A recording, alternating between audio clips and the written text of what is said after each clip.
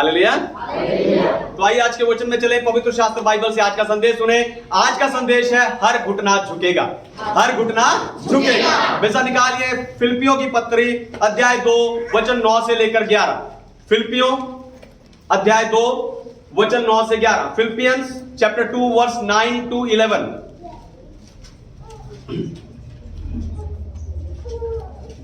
इस कारण परमेश्वर ने उनको अति महान भी किया और उसको वह नाम दिया जो सब नामों से श्रेष्ठ है, कि जो स्वर्ग में और पृथ्वी पर और पृथ्वी के नीचे हैं, वे सब यीशु के नाम पर घुटना टेके और परमेश्वर पिता की महिमा के लिए हर एक जीव अंगीकार कर ले कि यीशु मसीह ही प्रभु है। आमीन, हालेलुया। तो हर एक घुटना झुकेगा। आपको बताऊं, यीशु मसीह संपूर्ण मानव जाति के उद्धार के लिए इस जगत में आए थे और हमारे पाप क्षमा के लिए यीशु ने अपना लहू क्रूस पर बहा दिया। पर यीशु की जीवन यात्रा क्रूस पर खत्म नहीं हुई, क्योंकि यीशु ने मौत को हराकर मुर्दों में से तीसरे दिन जी उठा था। हालेलुया। मौत को हराकर वो तीसरे दिन मुर्दों में से जी उठा था। इस कारण परमेश्वर ने उसे ऐसा नाम दिया, परमेश्वर ने उसे सब नामों से श्रेष्ठ नाम दिया, ताकि हर एक घुटना उस नाम के आगे झुके और वे जीभ से स्वीकार करें कि यीशु ही प्रभु है।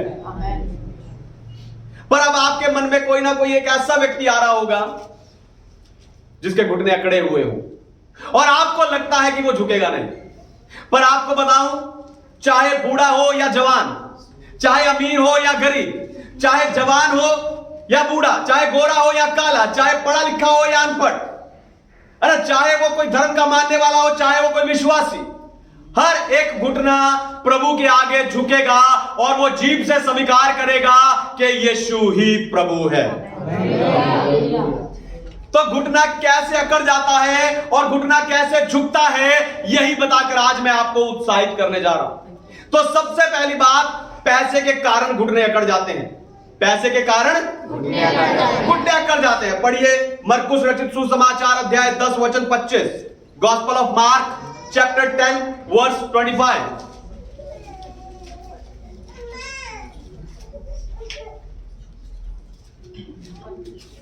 परमेश्वर के राज्य में धनवान के प्रवेश करने से ऊंट का सुई के नाके में से निकल जाना सहज है।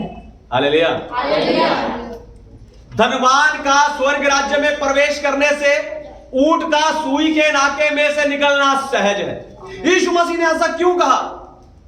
क्योंकि पैसा एक ऐसी शक्ति है जो हमारे दिल को जकड़ लेती है और परमेश्वर का स्थान ले लेती है।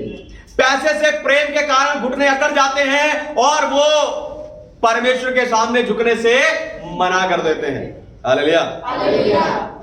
यीशु के इस वचन को सुनकर चेले चकित हो गए, हैरान हो गए और उन्होंने यीशु से पूछा, फिर किसका उद्धार हो सकता है? यीशु ने जवाब दिया, मनुष्य से तो नहीं हो सकता, पर परमेश्वर से सब कुछ हो सकता है।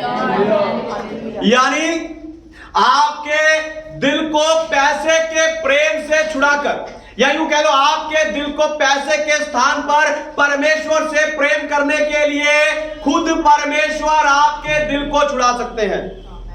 हालेलुया। पैसे से प्रेम करने वाला कहता है, देखो ये सब कुछ मैंने किया है, देखो ये घर, ये गाड़ी, ये बंगला, ये सामान, ये सब मैंने बनाया है। लेकिन परमेश्वर को प्रेम करने वाला कहता है, वो परमेश्वर को हर बात के लिए, हर काम के लिए धन्यवाद करके कहता है कि ये परमेश्वर के अनुग्रह से हुआ है। हालेलुया।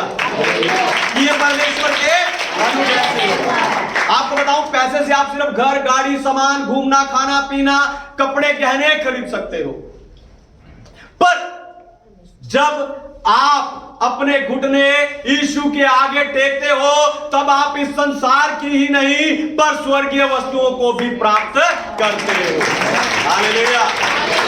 इसलिए पैसे से अकड़े हुए घुटने यीशु के सामने झुक जाएंगे। हालेलुया। दूसरी बात है, खुद पर भरोसा रखने के कारण घुटने अकड़ जाते हैं। खुद पर भरोसा रखने के कारण घुटने अकड़ जाते हैं। आज हम आधुनिक युग में रह रहे हैं। कौन सा युग?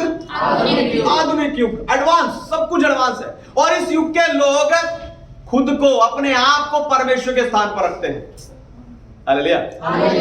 वो परमेश्वर के वचन को सत्य ना मानकर, पर मैं जो कहता हूं, मैं जो सोचता हूं, मैं जो चाहता हूं, उसी को सत्य मानते हैं। हालेलुया। ऐसे लोग उसे सही गलत नहीं मानते जो परमेश्वर को लगता है या परमेश्वर ने ठहराया है, पर उसे सही गलत मानते हैं जो उन्हें लगता है। और वो गलत काम को भी, ध्यान से सुनिए, इसलिए वो गलत कामों को भी ऐसे कर रहे हैं कि धर्म का काम कर रहे हैं। Hallelujah, hallelujah. इसलिए खुद पर भरोसा रखने के कारण उनके घुटने अकड़ जाते हैं और वो परमेश्वर के आगे, यीशु मसीह के आगे झुकने का इनकार करते हैं, विरोध करते हैं। हालेलुया। पर आपको बताऊं, खुद पर भरोसा रखने के कारण शायद उनके इस संसार के काम हो रहे होंगे। ध्यान से सुनिए, खुद पर भरोसा रखने के कारण शायद उनके इस संसार के काम हो रहे होंगे, पर खुद पर भरोसा रखकर वो अपने पापों का मूल्य नहीं चुका सकते। खुद पर भरोसा रखकर वो उद्धार नहीं पा सकते। खुद पर भरोसा रखकर वो स्वर्ग नहीं जा सकते। हाँ, नरक जरूर जा सकते हैं। हालेलुया। लेकिन जिसे स्वर्ग जाना है वो यीशु के सामने घुटने टेकेगा और जीभ से कहेगा यीशु ही प्रभु है। इस तरह खुद पर भरोसा रखने वाला घुटना भी, अकड़ा हुआ घुटना भी यीशु के आगे झुक जाएगा। तीसरी बात है, अविश्वास के कारण घुटने अकड़ जाते हैं। अविश्वास के कारण घुटने अकड़ जाते हैं। अविश्वास या नास्तिकता के कारण घुटने अकड़ जाते हैं। पढ़िए भजन संहिता अध्याय 14 वचन 1, साम्स चैप्टर 14 वर्स 1।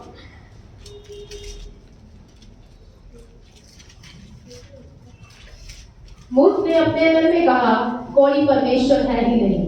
वे बिगड़ गए, उन्होंने काम किए हैं, कोई सुकर्मी नहीं। हालेलुया। परमेश्वर के नाम की महिमा। तो अविश्वास या नास्तिकता के कारण घुटने अकड़ जाते हैं। मैंने आपको बताया कि कुछ लोग पैसे को परमेश्वर मानते हैं और कुछ लोग अपने आप पर इतना भरोसा करते हैं कि खुद को ही परमेश्वर मानने लगते हैं।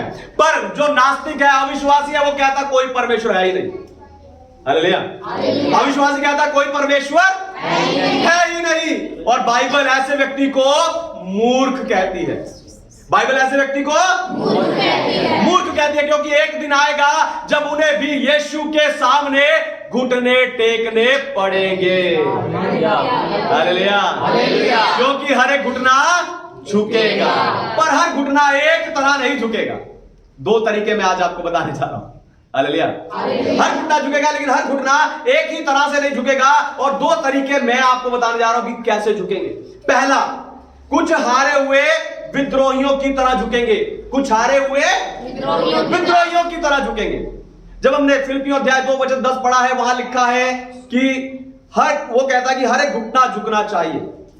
हर एक घुटना झुकना चाहिए, स्वर्ग में, धरती पर और धरती के नीचे। हर एक घुटना झुकना चाहिए। तो स्वर्ग में स्वर्गदूत यीशु के आगे झुककर उसकी आराधना करते हैं। और धरती के नीचे यानी अधोलोक में दुष्ट आत्माएं यीशु के सामने घुटने टेकती हैं। याकूब की पत्री 2 अध्याय 19 वचन कहता है कि दुष्ट आत्माएं भी विश्वास करती हैं और यीशु के नाम से थरथराती हैं। हालेलुया। पर वो पश्चाताप करके उद्धार नहीं पा सकती। ये सच्चाई है, वो पश्चाताप करके उद्धार नहीं पा सकती, क्योंकि वो सुसमाचार की दुश्मन बनी हुई है। हालेलुया। वो लोगों को उद्धार पाने से रोकते हैं, वो सुसमाचार की दुश्मन बनी हुई है। पर यीशु के नाम के आगे शैतान और उसकी सारी सेना हारी हुई है। हालेलुया। इसलिए वे हारे हुए विद्रोहियों के समान यीशु के आगे झुकते हैं। जैसे एक राजा जब दूसरे राजा से हार जाता है तो उसके सामने घुटने टेक देता है, यानी समर्पण कर देता है, या खुद को उसके अधीन कर देता है, या यूं कह लो कि उसका गुलामी को स्वीकार कर लेता है। नहीं, अगर वो नहीं करेगा तो वो राजा उस हारे हुए राजा को मार देगा। ऐसे ही आपको बताऊं, हर नास्तिक लोग इसी समान ठहरेंगे। हालेलुया। सारे नास्तिक लोग इसी समान ठहरेंगे। हर वो व्यक्ति जो परमेश्वर को नहीं मानता, जो यीशु को उद्धार करता नहीं मानता, जो यीशु के आगे घुटने नहीं टेकता, जो पाप करता जाता है, वो सारे लोग परमेश्वर के विद्रोही हैं, परमेश्वर के विरोधी हैं। हालेलुया। वो यीशु मसीह के परमेश्वर के विरोधी हैं। और जिस दिन यीशु मसीह न्याय के सिंहासन पर बैठकर सब लोगों का न्याय करेंगे, उस दिन ये सारे नास्तिक यीशु मसीह के आगे घुटने टेक कर बंदी की तरह बैठे होंगे। हालेलुया, आप बंदियों की तरह बैठे होंगे और यीशु उन सब को बांध कर, है ना, बंदी बनाकर सदा के लिए नरक की आग में डाल देंगे। हालेलुया। दूसरी बात, विश्वासी उनकी आराधना के लिए झुकेंगे। कुछ हारे हुए विद्रोही की तरह झुकेंगे और विश्वासी उसकी आराधना के लिए झुकेंगे। तो जैसे स्वर्ग में स्वर्गदूत यीशु की आराधना करते हैं और अपने आप को उसकी इच्छा पूरा करने के लिए समर्पित कर देते हैं, उसी तरह से कुछ लोग धरती पर हैं जो यीशु के आगे झुककर यहां उसकी आराधना करते हैं। आपको बताऊं, कल वही लोग, हालेलुया, कल वही लोग जो आज यहां उसकी आराधना करते हैं, कल वही लोग स्वर्ग में उसके सिंहासन के सामने उसकी आराधना करेंगे। Hallelujah, hallelujah. अगर आप हारे हुए विद्रोही के समान अनंत जीवन नरक में बिताना नहीं चाहते, ध्यान सुनिए, अगर आप हारे हुए विद्रोही के समान नरक में अनंत जीवन बिताना नहीं चाहते, अगर आप धर्मी लोगों के साथ, पवित्र लोगों के साथ सदा के लिए अनंत जीवन स्वर्ग में बिताना चाहते हैं, तो आज यीशु मसीह के सामने घुटने टेक दीजिए और उसे अपना प्रभु स्वीकार कर लीजिए। हालेलुया। आपके पास आज मौका है, आज आपके पास मौका है, आप उसके आगे झुककर उसे अपना प्रभु स्वीकार कर सकते हैं। अगर आज आप में से कोई चाहता है कि यीशु मसीह को अपना मुक्तिदाता, अपना उद्धारकर्ता ग्रहण करना, तो आज मैं आपके लिए प्रार्थना करूंगा। हालेलुया, आज मैं आपके लिए प्रार्थना करूंगा। अपने आप को परमेश्वर के हाथों में दीजिए।